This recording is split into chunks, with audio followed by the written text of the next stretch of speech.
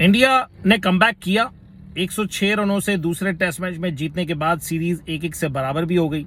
हालांकि मैं समझता हूं कि ये जीत तो गई है टेस्ट मैच दूसरा, मगर मैं समझता हूं कि इंडिया ने इस टेस्ट मैच में भी गलती की। टीम सिलेक्शन के ऊपर भी मेरी ऑब्जर्वेशन जो मुकेश कुमार को लेकर थी वो आप भी इस बारे में बखूबी वाकिफ हैं, क्योंकि एक की बॉलर जो होता है वो इंग्लैंड की टीम को दबाव में डाल सकता था और मजीद यानी और जल्दी जो है वो इंग्लैंड की टीम आउट हो सकती थी और इस कामयाबी को जल्दी हिंदुस्तान के लिए मुमकिन बनाया जा सकता था, जिसका गलती का जो है उसको खमियाजा भुगतना पड़ा। मगर मैं समझता हूं 106 रनों से जीतने के बाद मुझे उम्मीद है कि जो इंडियन साइड है वो इस बात पर जरूर अपने सर जोड़ेगी और अपनी गलतियों का अजाला जरूर करेगी कि हमें टीम सिलेक्शन पे हमें सोचना पड़ेगा। इसलिए कि हिंदुस्तान के मैदानों पर इतना टफ टाइम अगर इंग्लैंड इस मौके पर दे रही है तो बड़ा एक अलार्मिंग सिचुएशन है, उसको थोड़ा सा समझना है। मेरे ख्याल से जितने भी व्यूअर्स हैं और जितने क्रिकेट एक्सपर्ट्स हैं या क्रिकेट को सेंस रखते हैं क्रिकेट का, तो वो मेरी बात को समझ रहे होंगे कि मैं क्या कहना चाह रहा हूं। तो हिंदुस्तान को जैसे ऑस्ट्रेलिया सीरीज जब हुई थी इंडिया के सामने, तो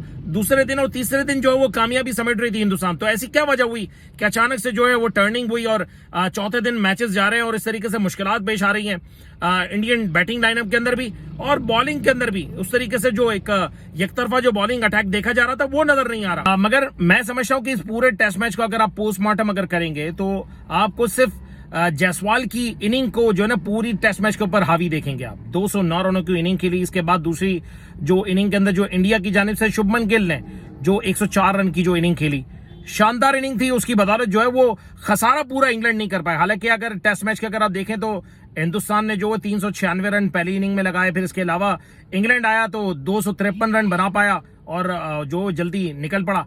फिर इसके बाद इंडिया की जब दोबारा बैटिंग आती है, देखें सिर्फ टोटल 255 रन ही इंडिया बना पाई।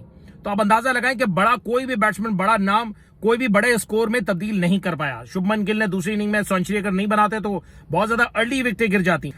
मगर मैं अभी भी मैं कहता हूं कि बहुत सारी चीजों को रिव्यू करने की जरूरत है। टेस्ट मैच अच्छा हुआ इसलिए कि वो जो पुराना जो खसारा था उसका पूरा करना जो है वो इंग्लैंड के लिए बहुत मुश्किल हो गया। अगर मैं ये समझता हूं कि जो 106 रनों से जो मैच की जीत हुई है इसमें भी बहुत सारी गलतियों का जो है उसको इंडिया को सामना करना पड़ा। मगर मैं इस टेस्ट मैच के अंदर बल्कि पूरी सीरीज के अंदर अगर हार्डी की अगर आप देखेंगे तो बड़ी शानदार उसने जो है जो मुतासर किया है। पहली इनिंग में तो खैर एक विकेट ले सके, 21 रन उन्होंने बनाए थे पहली इनिंग के अंदर। इसके बाद दूसरी इनिंग के अंदर 36 रन बना और 4 खिलाड़ियों को उन्होंने आउट भी किया, इंडियन बड़े बैट्समैनों को।